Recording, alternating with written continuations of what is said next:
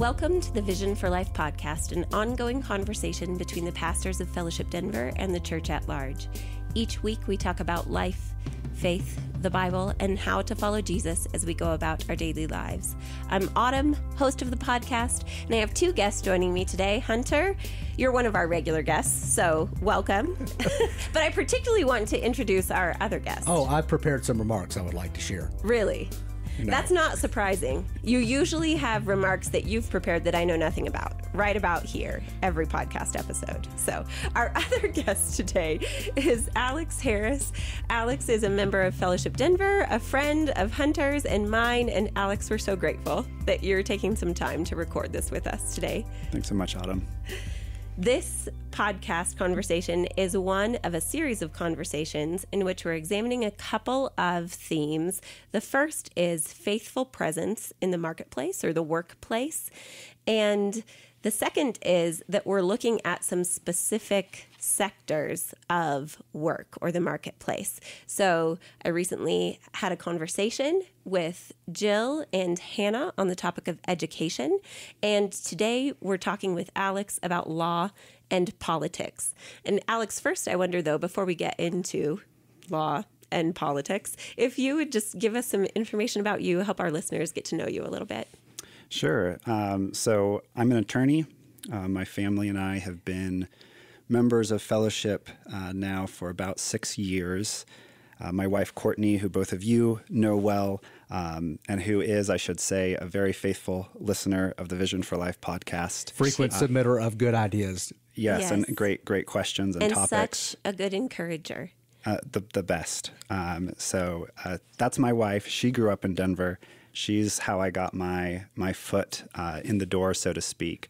I grew up near Portland, Oregon, where I was homeschooled through high school, along with my 6 siblings by my parents, Greg and Sono Harris, who are really pioneering leaders of the Christian homeschooling movement of the 1980s and 90s. And so I grew up in a very entrepreneurial ministry family. And I'm a first-generation college graduate, first person in my extended family, to my knowledge, to go to law school. I graduated from Harvard Law School in 2015, spent a few years clerking for federal judges, and then joined the law firm here in Denver, where I work now. Alex and I got to spend a year together in a men's discipleship group, and so I got to hear a lot of your story and process that at what was really a transitional time of life for you, and that was really fun. And I would be curious if you would share with our listeners just a little bit of what you got to share with our men's group about your faith journey, your faith story, and how growing up in this Christian homeschool movement where your parents were leaders, how that shaped your faith, and then how you've kind of had to make sense of that as an adult. Yeah, thank you, Hunter. And I appreciate you framing it up that way, kind of asking about that larger picture, because I think for so many who grew up in the church like I did, our individual faith story is one thing, and then the context, which really gives so much of the of the meaning and substance to the story is a whole nother thing, maybe a bigger, more complicated, messier thing. And for me, I think in some ways, looking back, I would describe faith as almost this inevitable, obvious thing growing up, because both my parents were saved during the Jesus movement of the late 1960s and early 1970s, and faith was always this kind of all-defining reality for our family.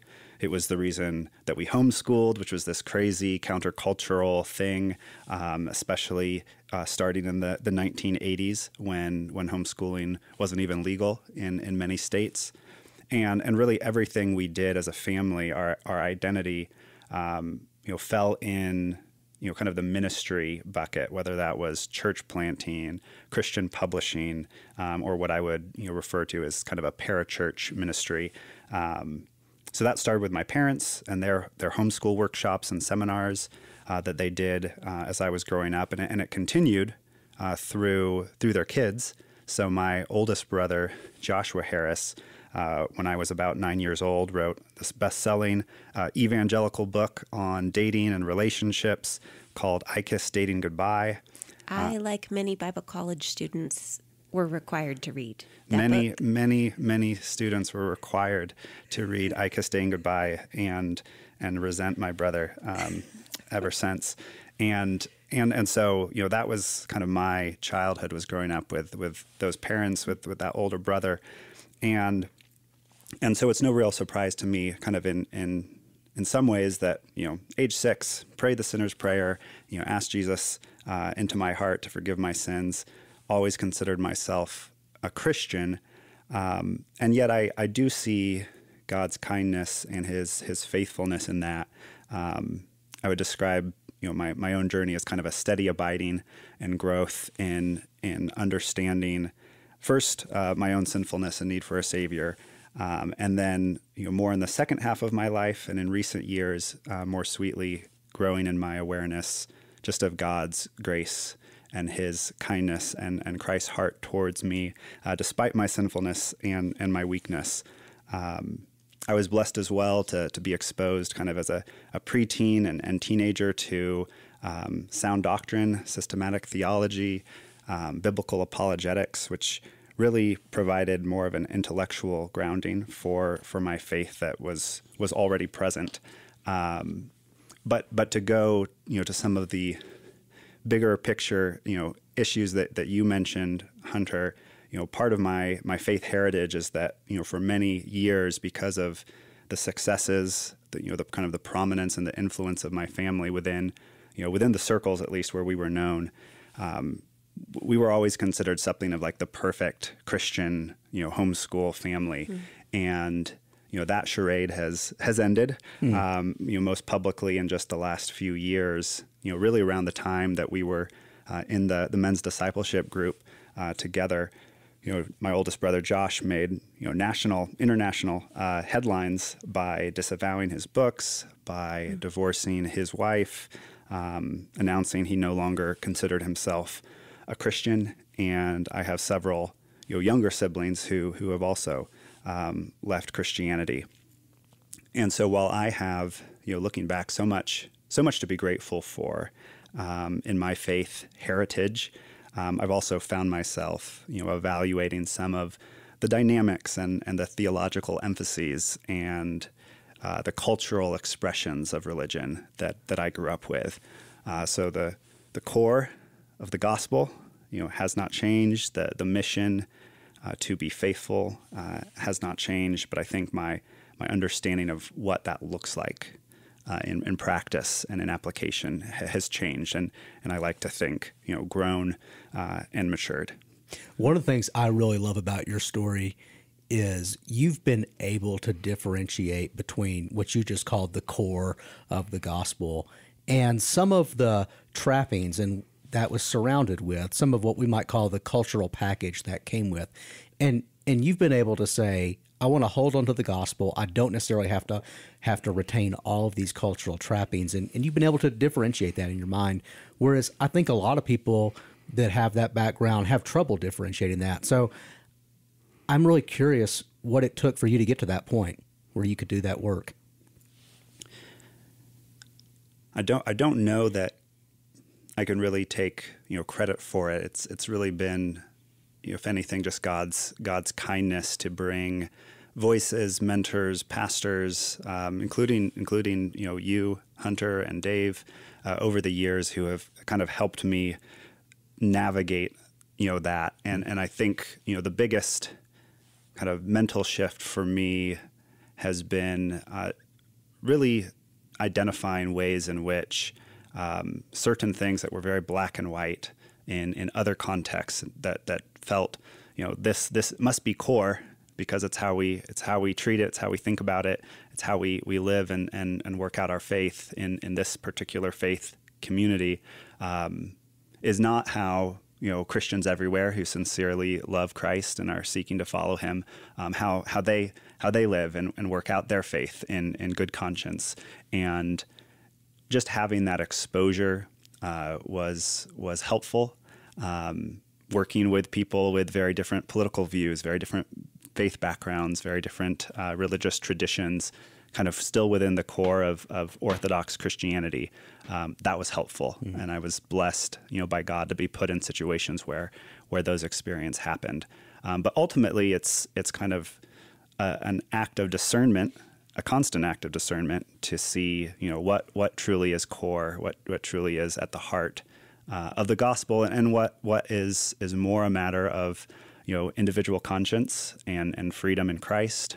And I think I view a lot of things a lot less black and white today than maybe, I would have 10, 15 years ago. And what I also know about you is you view the things that are essential to Christianity and are essential to the gospel and are essential to biblical faithfulness. You do view those in very clear black and white, to use your terms, which I think is remarkable and really is why your story is compelling.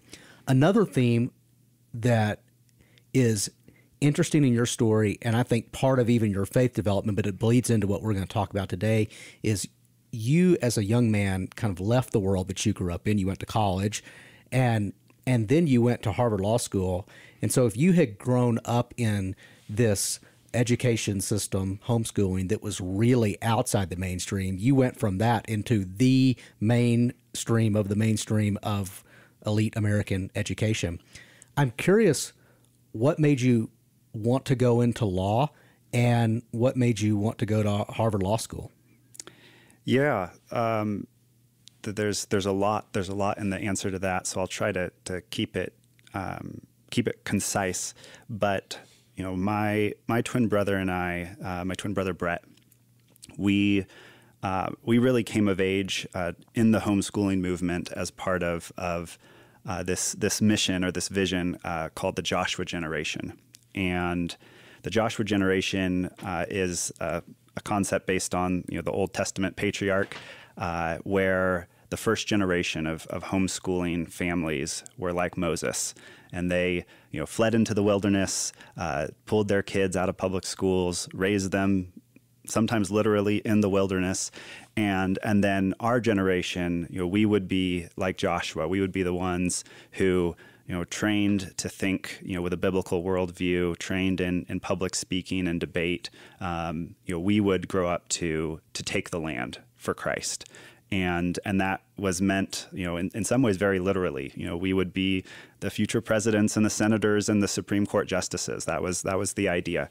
And so, at age 16, my twin brother and I kind of took our first step into leadership of our generation by starting a nonprofit organization, kind of following in the footsteps of our parents and older brother, and began challenging our peers to rebel against low expectations, to do hard things.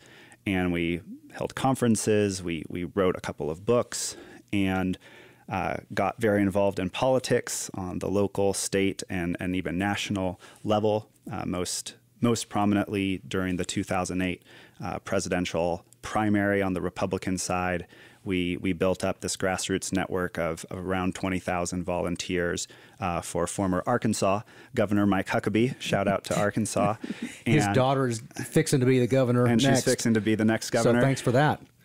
And so we built up this online volunteer network with state coordinators in almost every state, and really provided a lot of the campaign infrastructure that the actual campaign didn't have as kind of a dark horse surprise campaign in that election cycle. And so my vision was very much politics. That was the goal.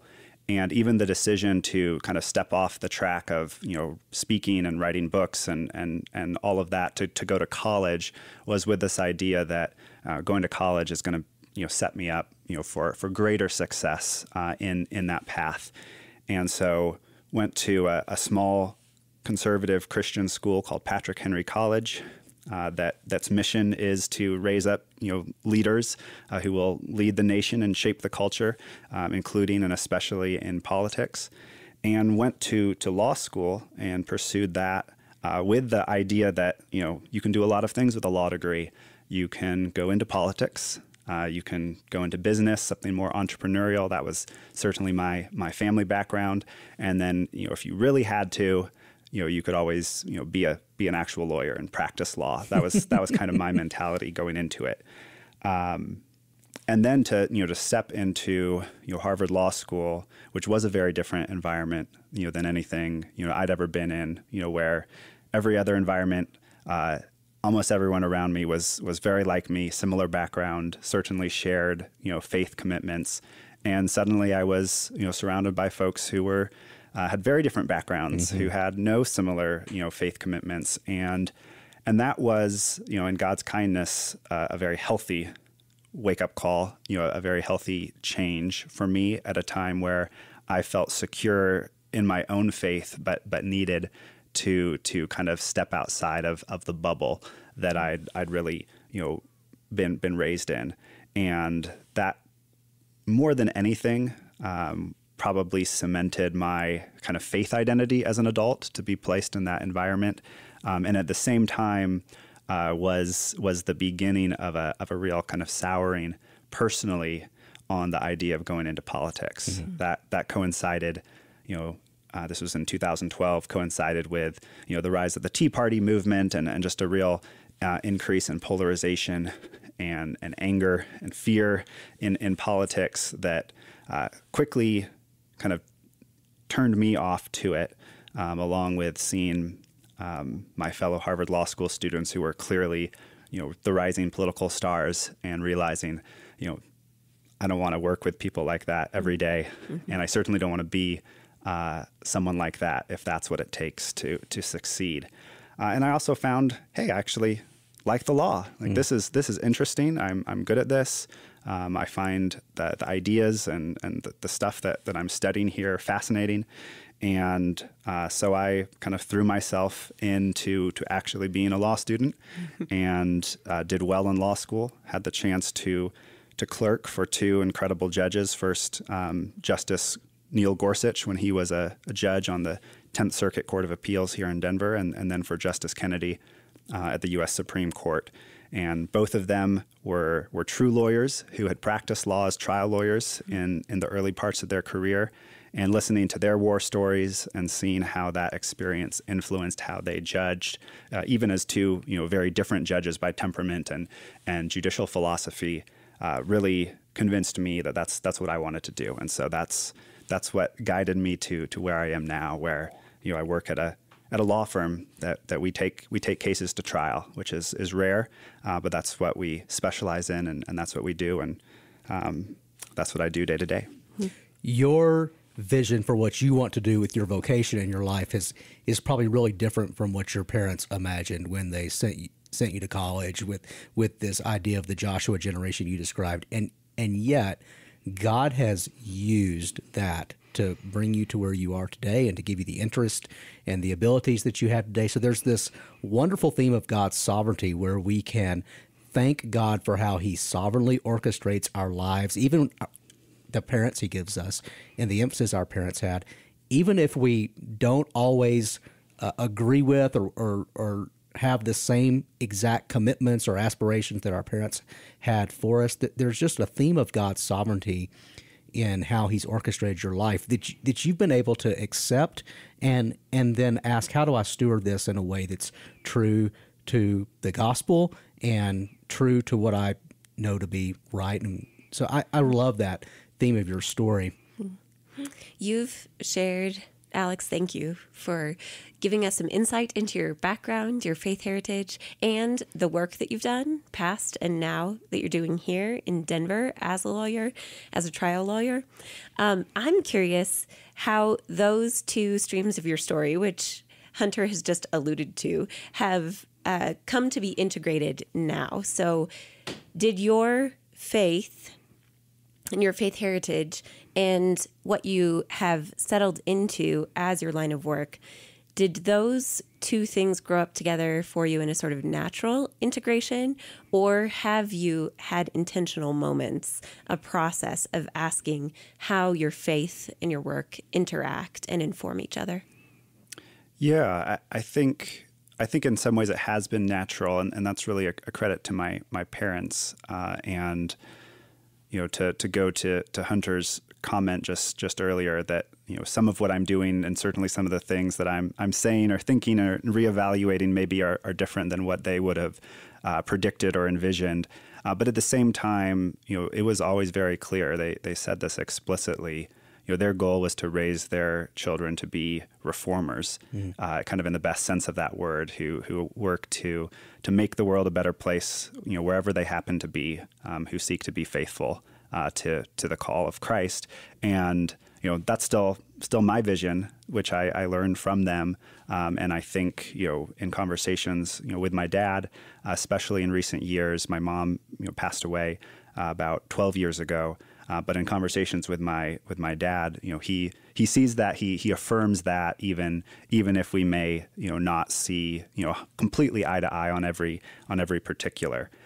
But as a result of that, I think I have always viewed my work, certainly when that work was ministry related, as part of a broader vocation, and by vocation, I really mean being part of a bigger story bigger than yourself, and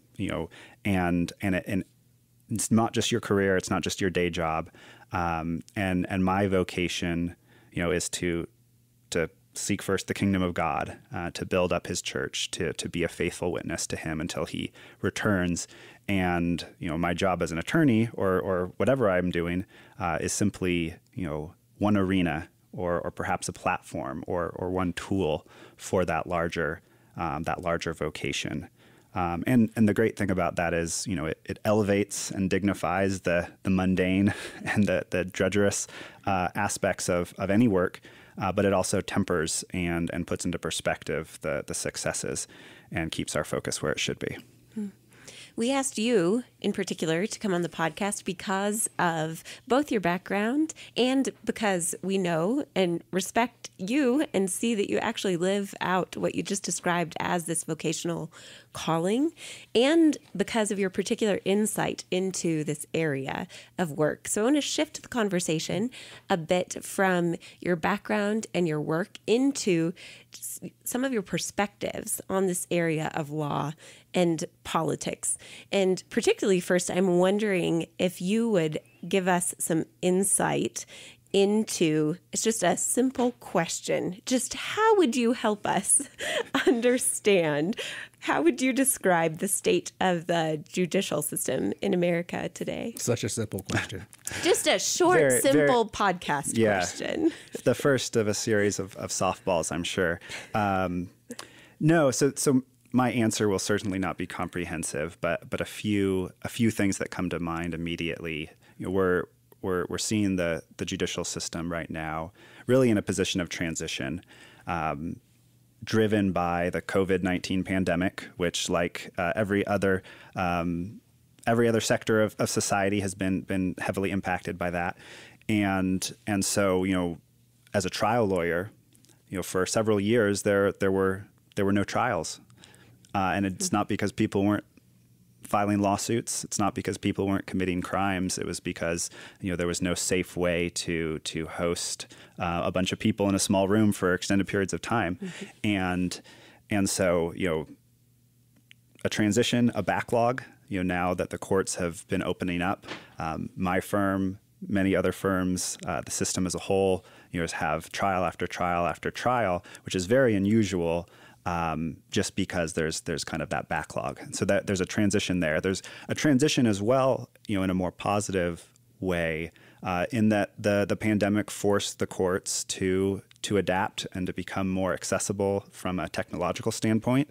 So a lot more remote options for everything from hearings to depositions and all sorts of things that typically would require you to get on a plane, fly somewhere, or show up at court and sit around, wait for your turn, and then be present in a courtroom. Now a lot of folks are able to do that wherever they have an internet connection, and that has increased the accessibility of the courts in encouraging and good ways. And then the other word I would probably use to describe the court system today is distrust, which is less positive for sure. There's a growing perception, some of which is justified, some of which is not. That the courts are simply creatures of politics, and that judges are just politicians in robes, and that the outcome of your case depends on whether the president or the governor or whoever appointed this judge had an R or a D at the end of their name. And so that's another term I would use to describe kind of the current state of our judicial system today. What would you identify as some of the most consequential issues facing our state and federal courts? I think the first issue that probably comes to mind for many people would be abortion.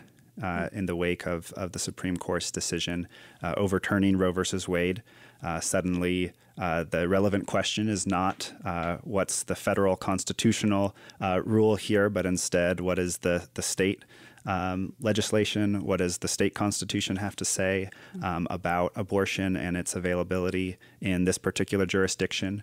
And that opens up a host of questions, and some of them are very, very difficult questions. So that's one. That's a big one. But equally big, perhaps bigger, there's a growing movement, a growing consensus across the political aisles on the need for criminal justice reform in many different ways and in many different areas. And that's greatly needed. It's very important, and it touches on a lot of biblical concepts of justice that I think Christians especially should be sensitive to.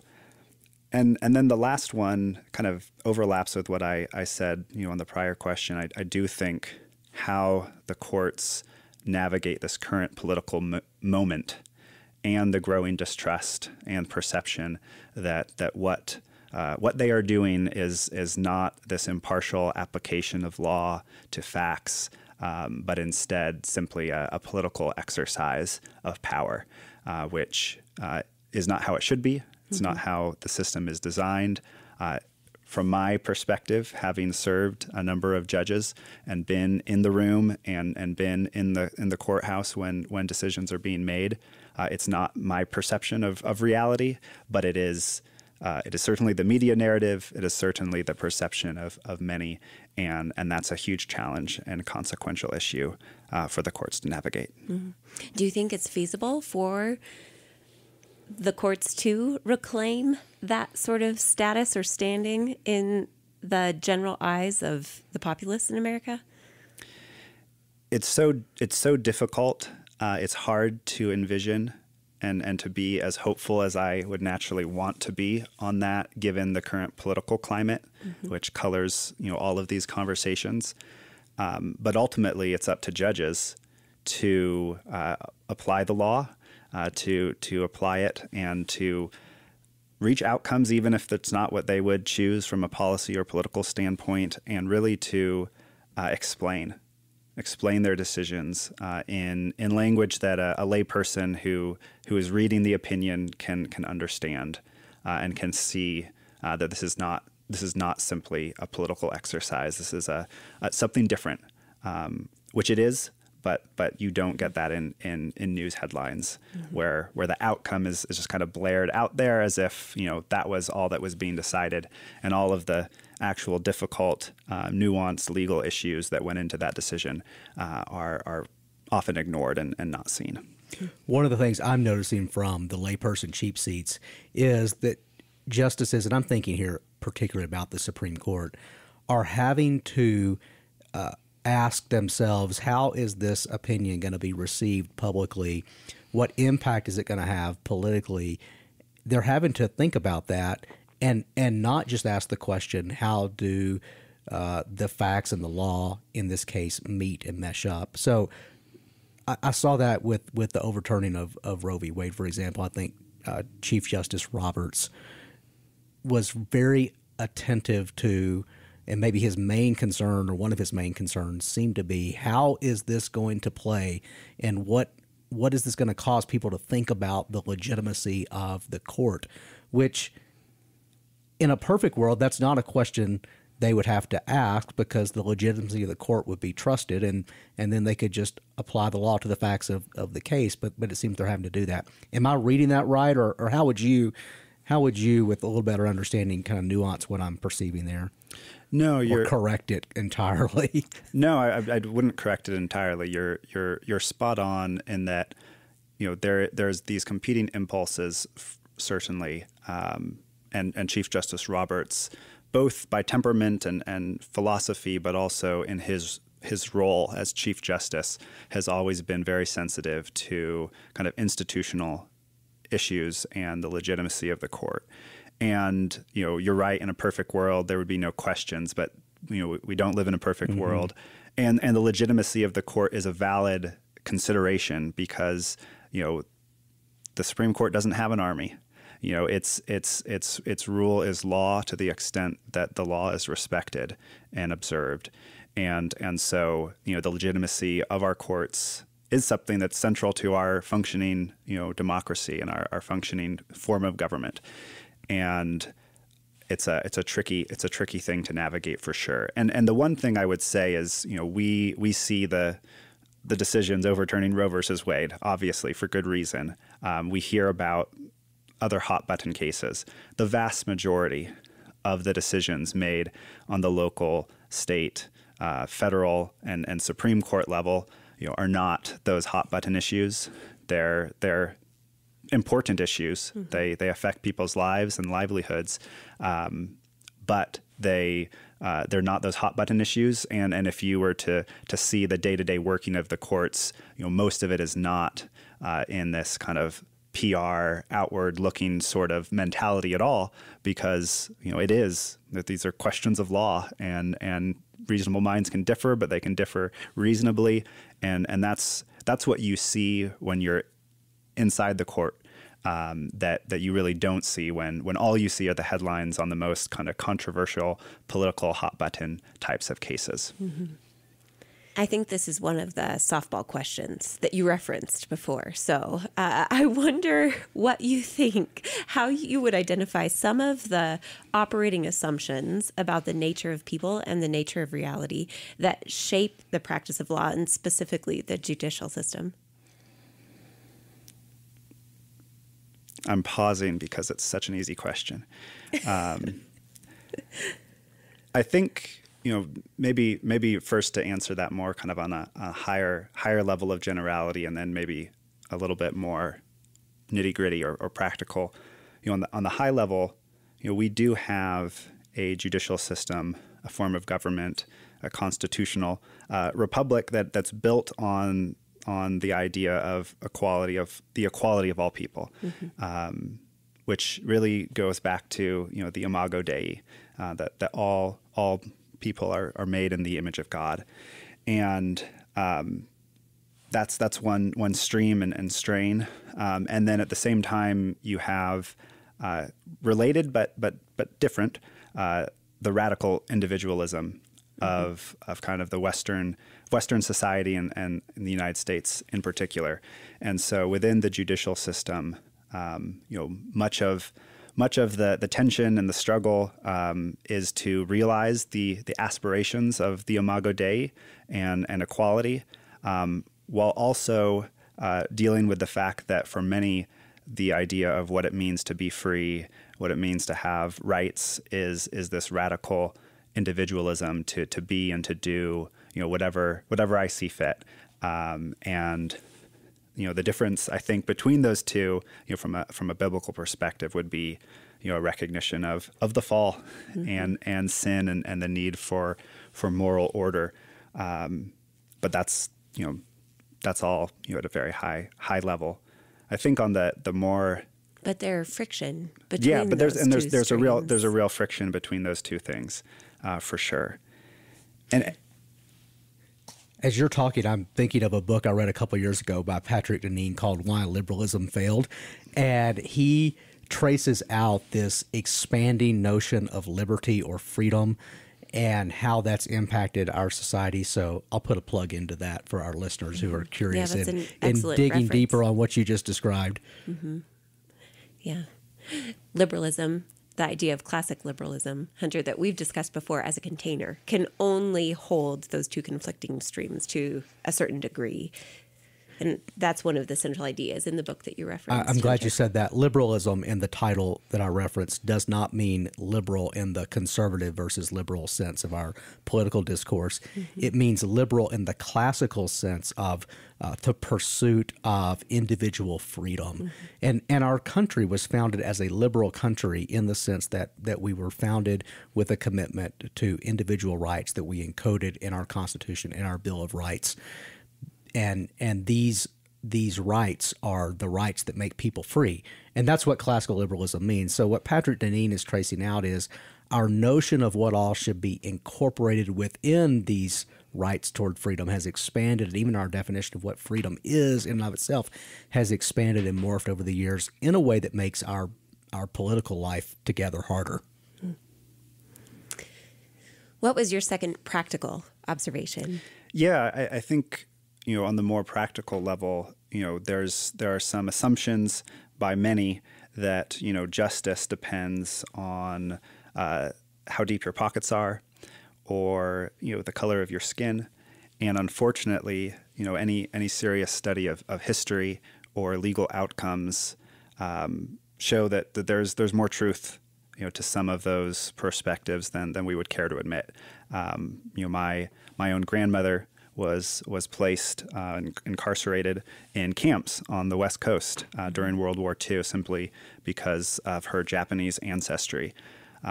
So we have the greatest legal system in the world with some of the greatest values and aspirations, which sometimes we live up to and sometimes we don't. But it certainly doesn't mean we don't have blind spots and areas where reform and continued improvement is needed to live up to those ideals. From your vantage point, Alex, what are some of the longings of our anxious age, and how do you see those exhibited in your work or in this arena of work? And maybe then, conversely, how is your work influenced or shaped by those? I think we all want security and stability, especially in an increasingly chaotic or threatening environment, in a divisive environment where I think increasingly, especially in our political arena, there's a trend to demonize our opponents, to think they're not just wrong but evil, and that's both sides, unfortunately. And in that environment, we want people or things that will give us security and stability. We want and look for things or experiences that help us escape the stress of insecurity and instability. And I think I also see and have observed, especially in recent years, just a very clear longing for acceptance and to belong. And that's obviously a core human desire, nothing new. But in our current political and cultural moment, and especially with the advent of social media, I think there's a corresponding impulse to and desire to exclude. So in other words, if I can exclude or ostracize you, that cements my own belonging and acceptance and security within the community, and cements my acceptance, and that really kind of pushes everyone to extremes in a way that I think is very unhealthy. These dynamics are definitely present in my line of work. They explain a lot of the burnout and depression and substance abuse and divorce and suicide and general unhappiness in the legal profession. I think recent studies show lawyers are the most unhappy and the least popular of almost all the professions, which is not great. I always say 99% of lawyers give the rest of us a bad name. And we think, and the kind of the what we're told, we're sold, is that money and prestige will make us happy, and they demonstrably do not. They do not correlate to happiness, and in fact, it's often an inverse correlation.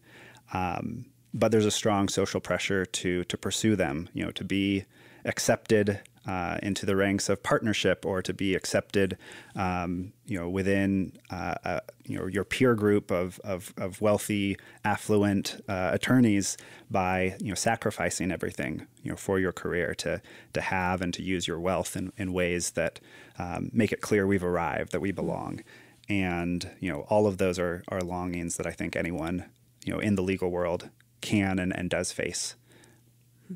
As you were describing the legal profession, I was thinking of the pastoral profession.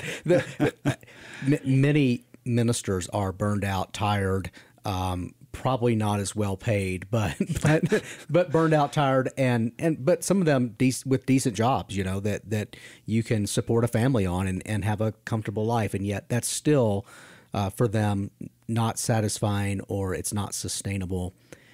And then I meet people like you who live in that very anxious world and in that profession where there's a lot of burnout, and you seem to be stable and sustainable, and that doesn't mean you don't feel the pressure and have to navigate hard seasons. I mean, I've had many conversations with you talking about the challenges of your work and the different seasons of your work. But I meet people like you who seem to be doing okay and able to maintain some ballast in that. And I would say the same thing about myself. Like, I face all the pressures of pastoral ministry. I have good weeks and bad weeks. I have good days and bad days. I sometimes get tired, but I don't feel like I'm on the edge of burnout or wanting to quit, right? And I'm always curious, what helps someone, or what enables someone to endure and to thrive, to be healthy, to be balanced, whatever kind of term you want to use. What helps you to do that in the pressure world that you live in? And I realize that my question assumes you're doing okay. So if you're having a bad day today, just be real about that. But my observation is you figured out how to be a grounded presence in a place that eats a lot of people up. Yeah, there are good days and bad days, for sure. I do think in God's kindness, I have been able to navigate it, maybe better than some of my law school friends and other colleagues in the legal community. And some of that, is that I was very intentional, kind of coming out of my clerkships, deciding where I'm going to work, really prioritizing a firm where I felt that there was more autonomy, where there was more of a cultural fit, where some of the worst impulses and tendencies that are really structural in how law firms are designed, for the most part, were less present or just not present, and so there was a very much that was probably the key consideration for me and for Courtney as we were thinking through where I would work, and that has proved to be a big difference maker in that while work is very stressful and there's a lot of it, I'm at a firm where I feel I can prioritize my priorities, where I can come out in the middle of a work morning to have a conversation with two good friends about important topics and issues that are much bigger and more eternally significant. I mean, you're sending Jesse a bill for $1,200 for this conversation, right? Well, I mean, if he'll pay me, for sure, but but no, I have some of that flexibility to pursue the things that truly are the higher priorities in my life. That is. Does wonders for one's sense of well-being and mental health. But to the extent, just more generally, as I look back over the last 10 or so years, I do think Courtney and I have just been intentional to prioritize our priorities, like I said, but to build routines kind of baseline commitments that provide a sense of structure and predictability even in the hard seasons. So, I have done my very best, through law school, through clerking, through working at a law firm to be present for dinner, to do bedtime with my daughter, to talk to Courtney, and to pray together before bed, almost every night for the entirety of that time, to be at church, faithfully on Sunday mornings. All of those things, are very conscious, kind of shared priorities that we have made priorities and then protected and been very honest and explicit about. So there have been a number of times where I've had, conversations with non-Christian colleagues or fellow members of the law review. And, there's a meeting or something that's going to happen on a Sunday morning, or we're on trial and everyone's working 24/7 around the clock. And I've just been able to say, hey, I'm here round the clock, except, Sunday morning I have religious services and I'd like to prioritize that happening.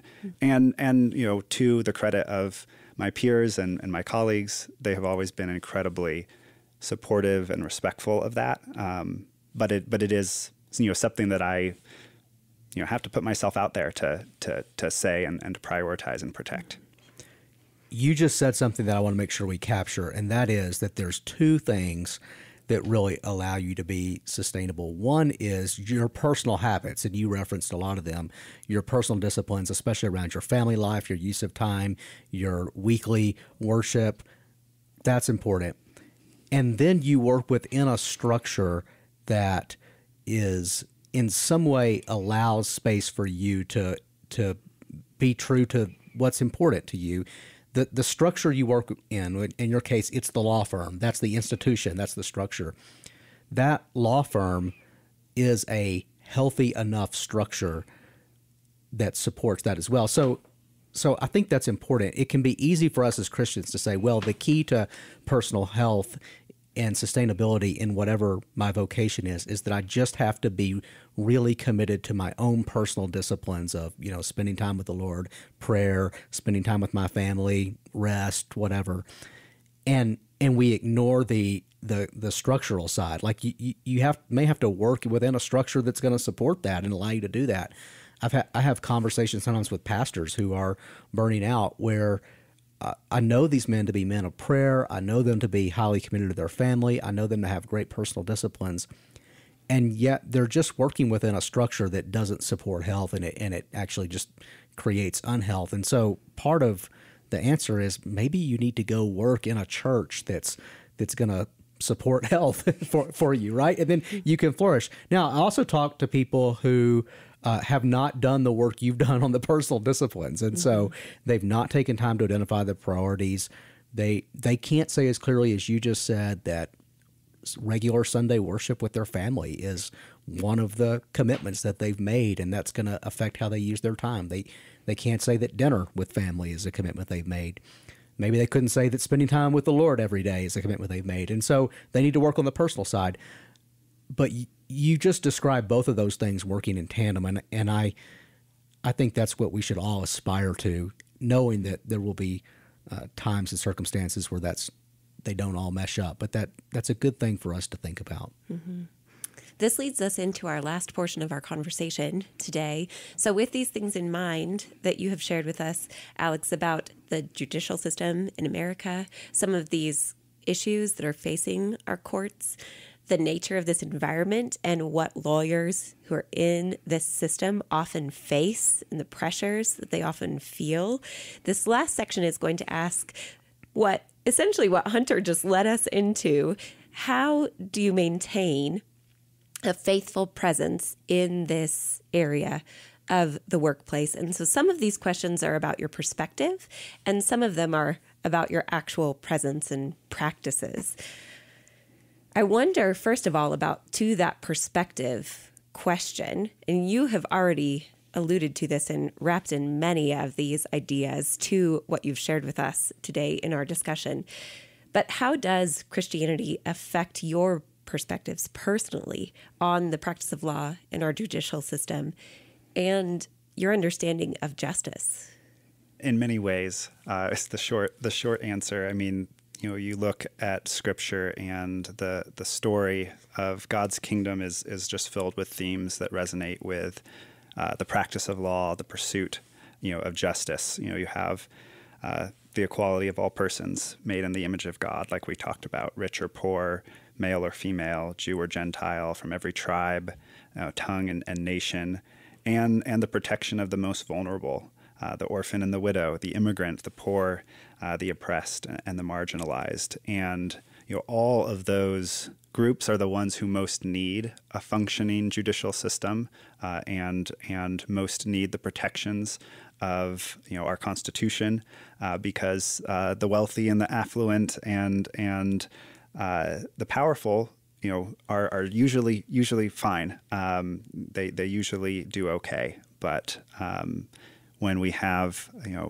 scriptural commands to seek the good and protection of those who don't fall in those categories, that's where the vision of a truly healthy, functioning judicial system really comes to the fore. At the same time, I think whether you're talking about the judiciary or you're talking about politics more generally, I see in my own practice of law, that I uphold some of these ideals, but sometimes I'm just doing work for corporations and seeking to make sure they're well represented in disputes over very high dollar figures, but it doesn't necessarily feel like it's eternally significant or advancing the ball forward on some of these other issues, and there are ways to give time and energy to things that more directly touch on those things. But there's also a sense in which we do have to guard against putting our hope in the judiciary, putting our hope in politics. Ultimately, our hope is and must be in a new heaven and in a new earth where injustice is finally done away with, where true justice is done through Christ and through God's judgment on all of the injustice and the evil that so often, even in the best of judicial systems, goes unpunished and unaddressed. And so kind of holding those two things in tension inform a lot of my kind of bigger picture thinking about what it means to pursue biblical principles as a lawyer within the system that I operate in. Hmm. Recently, Hunter and I read and discussed a book by Mark Sayers called A Non-Anxious Presence. And in it, he's examining the necessity of a non-anxious presence in an anxious age, which is a phrase we used already in this podcast earlier today, and that the possibility of individuals who maintain that sort of grounded presence in anxious or stressful environments. He's contesting that our entire cultural moment is one of those anxious, stressful moments, that people who can maintain a grounded, non-anxious, faithful presence in the midst of those times have an opportunity to lead and to actually make a difference to the people to whom they're immediately attached. Whatever that system may be. It could be a co-working system. It could be a family. So I'm curious, if we take that notion, we've already talked about some of the things that Sayers also says are necessary to do that. So remaining grounded in the Bible, in a biblical worldview, via some of the practices and rhythms and habits that you described are present in your own life. But I wonder, to that second part of it, the possibility of someone who has that kind of presence. So we've asked, what is this environment like that you work in? We've asked, how do you personally hope to and seek to maintain this kind of presence? But to that third point, is it actually possible for someone who is in a particular sector of the workplace, is under these cultural pressures and also environmental pressures directly because of the assumptions and the functions of that area of work? Is it possible, do you think, for someone who maintains that kind of faithful presence to have a transformative effect, to have leadership opportunities within that system?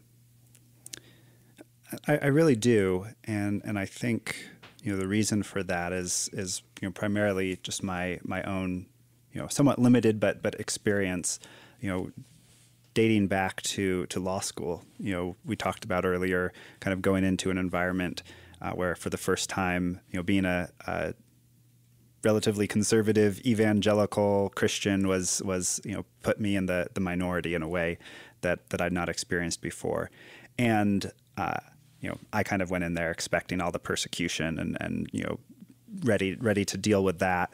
But what I felt was necessary for me to be faithful in that moment was to not be afraid to identify as a believer, to not hide that aspect of who I am and what's important to me, not in a aggressive, obnoxious way, which I think is sometimes a mistaken view as the only way to be open about our faith, but just to be honest about it. And so I went in and I did that very intentionally, and I've done that ever since. And what I've found, one, I've been blessed that people have been very respectful and tolerant, and it's opened up opportunities for conversations with people I never thought I'd be having, a conversation about faith with. It has also had just radical implications for my own mentality and interactions, in the workplace, because it's one thing to know we're supposed to be a witness for Christ, but if no one knows I'm a Christian, it takes some of the danger, of that away. And when everyone knows, you have to be, so much more mindful of how does my attitude, my presence, my decisions, my words, my stress level, how does that communicate to my colleagues who maybe don't share my faith, what it means to live and to serve Christ. So I think about that, on a weekly basis, and it does involve, living with different priorities. Sometimes that's visible, sometimes that's not.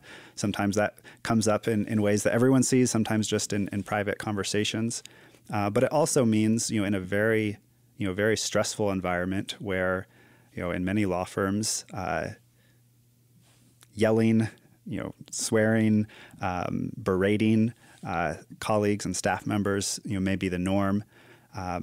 To be very different, to not have that mentality, even when mistakes are made, even when you're under pressure.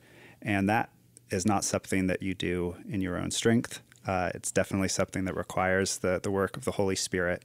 But having that sort of mindfulness and openness has kind of forced me to take that approach, and I have seen it lead to real fruit, and what I hope will be eternal fruit in the years to come. One other thing I just want to add and draw out from your story is you're really good at your work, and you are an expert in your field, and I want to hold that out for our listeners as a key component of Christian witness as well. That doesn't mean we all have to graduate from the top of Harvard Law School in order to be experts in our field. But I think to be a gradual learner and to be really thoughtful and intelligent about the work itself gives you a measure of credibility when you marry that with the kind of presence you're describing, where you treat people with dignity and respect, and you maybe don't practice some of the ways of treating people that are accepted in the field, and you relate to people as whole people. I think that's just such a powerful witness. And even if you aren't in a place of leadership in your company or in your work environment where you get to control or set the pace for the whole environment, that presence is still transformative. And I could even experience that. I worked in a large accounting firm for years and started at the very, very, very, very, very, very bottom, and was not an expert in anything. and there was a little bit of a mentality that we're all just like Dixie cups. That was our saying. We're all just Dixie cups. If you pull one out, another one just falls into place. If you pull one out, another one falls into place. And it was just the way that accountants kind of described the fact that they felt very replaceable, and And so anyone who just treated people as individuals and related to them as whole persons stood out. And I worked for a few people like that, and they stood out. And I could see that, and I could say, I want to do the same thing for people in what can feel like a very industrial, mechanical kind of environment. And I think you're doing that as well. And so when you marry that with being really good at your work and continuing to grow in your competency and your expertise in your field, it's a beautiful, beautiful thing.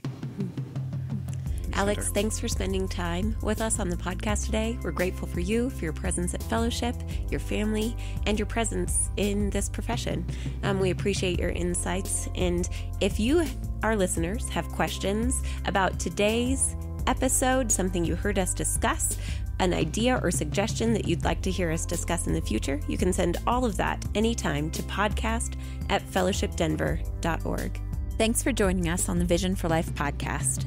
Special thanks to Adam Englund for our theme music, to Jesse Cowan, our producer, and to Judd Connell, who provides transcription for these episodes.